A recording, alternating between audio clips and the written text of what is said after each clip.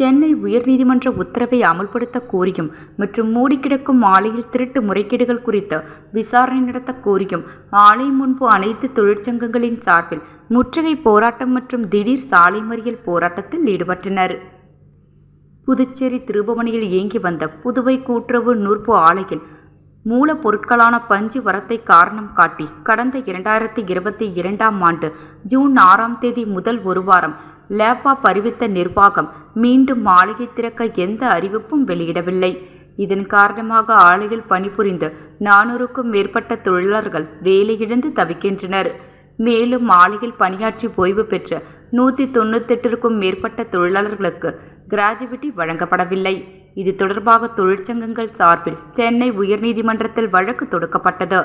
இந்த வழக்கில் 2022ஆம் ஆண்டு முதல் ஆலை மூடப்பட்டுள்ள காலத்திற்கு முழு ஊதியம் தொழிலாளர்களுக்கு வழங்க வேண்டும், அதற்கான ஆவணங்களை நீதிமன்றத்தில் தாக்கல் செய்ய வேண்டும் என்று உத்தரவு பிறப்பிக்கப்பட்டுள்ளது.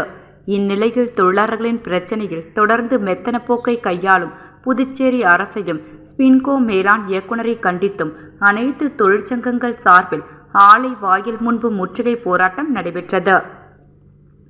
இதில் INTUC, BMC Sivasankar, SLU Ramalingam, BMP DS Sivaprakasam, LF Ramesh, AITU Palaniraja, LLF Ranjith, INTUC பாவாடை, NRTUC கிருஷ்ணமூர்த்தி, பாரதியார் தொழிற்சங்கம் இளங்கோவன் உள்ளிட்ட பல்வேறு தொழிற்சங்க நிர்வாகிகள் மற்றும் தொழிலாளர்கள் ஒன்று கூடி முற்றுகை போராட்டத்தில் ஈடுபட்டனர். இதனை அறிந்து Thirubuvanai inspector Keerthivarman, sub inspector Kathiresan மற்றும் போலீசார் முற்றுகை போராட்டம் நடைபெற்ற கூட்டுறவு நூற்பாலைக்கு நேரில் வந்து முற்றுகை போராட்டத்தில் ஈடுபட்ட தொழிலாளர்களிடம் பேச்சுவார்த்தை நடத்தினார்கள்.